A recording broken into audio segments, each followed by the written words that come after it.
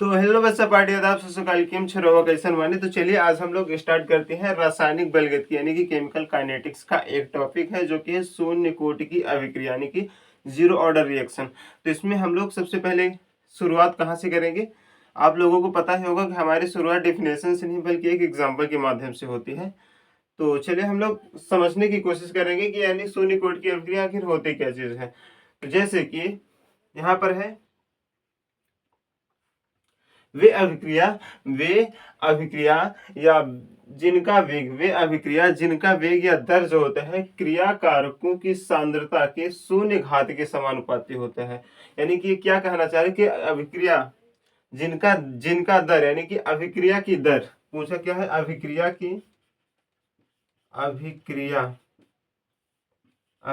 की दर जो पूछ है वो किसके क्रिया कारक के सांद्रता के शून्य घात के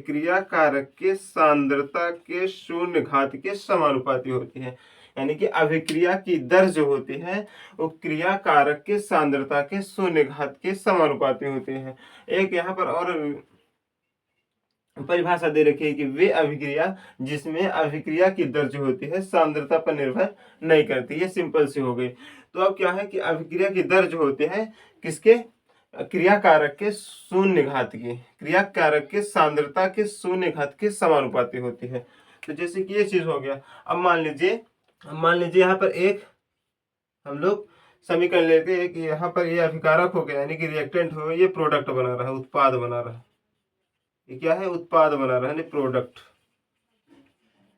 यहाँ पर एक उत्पाद बना रहा है, ठीक है। एक अभिकारक है, ये उत्पाद बना रहा है, ठीक है। तो इसके लिए अब क्या होगा, शून्य कोटि की अभिक्रिया के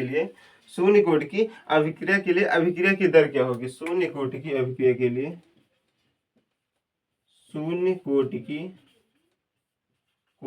अभिक्रिया के लिए अभिक्रिया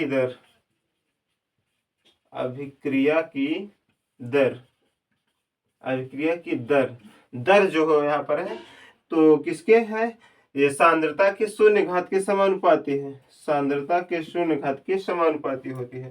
तो अभिक्रिया की दर क्या होती है, अभिक्रिया की दर जो होगा समीकरण है dx upon dt proportional to a की पावर 0। यानी कि अभिक्रिया की दर यानी कि dx अपान dt जो है वो सांद्रता के शून्य घात के समानुपाती है, ठीक है। तो अभिक्रिया की दर सांद्रता के शून्य घात की क्रिया कारकों की सांद्रता के शून्य घात के समानुपाती है। ये चीज होगी। अब x जो है, x अभिक्रिया की दर जो होती है x हो, ठीक है। तो यहाँ पर x के स्थान पर है हम a को मान ले, प्रोडक्ट ये है, ये मतलब अभिकारक है, अभिकारक के स्थान पर x d इंटू ए की सांद्रता अपान dt बराबर प्रोपोर्शनल टू a की पावर 0 की सांद्रता हो गई। तो है ना, तो यहाँ प्रोपोर्शनल टू हटेगा यानी कि डी ए की सांद्रता अपान डी टी। यहाँ पर ये समानुपाती का चिन्ह हटता है तो क्या होता है, एक स्थिरांक आता है के इंटू ए की पावर 0 की सांद्रता। जहां यहाँ पर लिख लेंगे क्योंकि के जो होता है के एक स्थिरांक होता है, स्थिरांक या फिर नियतांक भी कह सकते हैं, कांस्टेंट जिसे हम बोलते हैं, ठीक है। तब क्या होगा, और यहाँ पर एक चीज और है। अब यहाँ पर है डी ए की सांद्रता अपान डी टी बराबर में यहाँ पर के हो जाएगा। यहाँ पर ए की पावर जो 0 की सांद्रता, ए की पावर 0 का मान जो होता है तो 1 होता है। ए की पावर 0 जो होता है यानी कि शून्य कोटि है, शून्य का मान 1 का, ए की पावर 0 का मान है वो 1 होता है। तो हम लोग यहाँ पर 1 से मल्टीप्लाई कर देंगे, वहां पर 1 से, यानी कि के का मल्टीप्लाई 1 से करेंगे तो खाली के ही आएगा। अब हम लोग यहाँ पर देखते हैं थोड़ी सी, हाँ यहाँ पर अब क्या है डी इंटू ए की सांद्रता अपन डी टी, डी इंटू ए की सांद्रता अपन डी टी बराबर में के हो गया। अब के का यहाँ से इसका मल्टीप्लाई इसके साथ कर देंगे तो डी इंटू ए की सांद्रता बराबर में के इंटू डी टी हो गया। के इंटू डी टी हो गया। अब हम क्या करेंगे कि दोनों साइड में समाकलन करेंगे। समाकलन करने पर समाकलन करने पर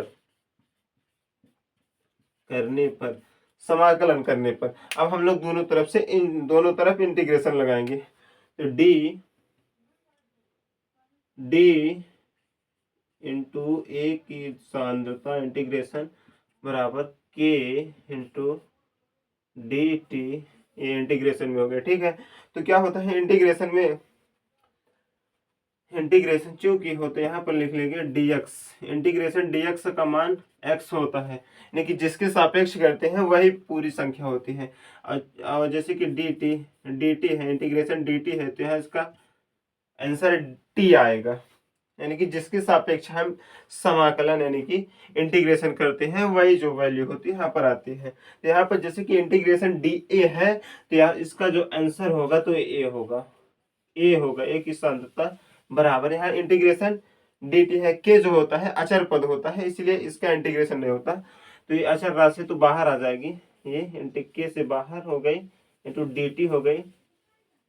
अब इसका इंटीग्रेशन कर देंगे तो ए की सांद्रता बराबर, यहाँ पे इंटीग्रेशन के है पहले से और dt का इंटीग्रेशन करेंगे तो t हो जाएगा, t प्लस एक्स, हाँ प्लस यहाँ पर एक c होता है, c जो होता है समाकलन स्थिरांक होता है। c क्या होता है, c जो होता है समाकलन स्थिरांक यानी कि इंटीग्रेशन कांस्टेंट, समाकलन जहां हम c लिखते हैं, c जो होता है समाकलन स्थिरांक हो जाता है। समाकलन c जो होता है यहाँ पर समाकलन स्थिरांक हो गया। ठीक है, इसको हम समीकरण नंबर 1 मान लेते हैं, समीकरण नंबर 1 हो गया। अब क्या करेंगे, यदि t यानी समय, यदि समय 0 होगा तो सांद्रता भी 0 होगी, समय यदि 0 है तो सांद्रता भी 0 होगी। यदि समय t बराबर 0 है तो x का मान भी 0 होगा, सांद्रता x बराबर भी 0 होगा, यानी कि हाँ अभिकारक की सांद्रता जो होते हैं यानी कि रिएक्टेंट की सांद्रता जो होती है वो भी 0 होगी। तो हम क्या करेंगे कि a, तो यहाँ पर यदि समय 0 है तो सांद्रता भी 0 होगी, शून्य कोटि, क्योंकि शून्य कोटि अभिक्रिया है। तो हम यहाँ पर क्या लिखेंगे, ये तो हम लोग यहाँ पर लिखेंगे कि यदि एक ए है, समय सांद्रता ए है, तो ए को हम क्या लिखेंगे, 0 कर देंगे, ए की पावर 0 कर देंगे। तो क्या होगा, अब इसको हम लोग समीकरण 1 में रखने पर, समीकरण 1 में रखने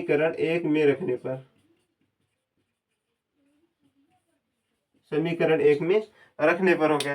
अब समीकरण 1 में रखेंगे तो क्या होगा, ए, ये क्या है, ए के स्थान पर ए नोट करना, ये जहां पर ए है तो ए नोट करना होगा, तो यानी कि ए नॉट की ए की पावर 0 की सांद्रता बराबर के टी, के और टी का मान 0 है, टी का मान 0 है, समय 0 है और प्लस में सी कर दिए।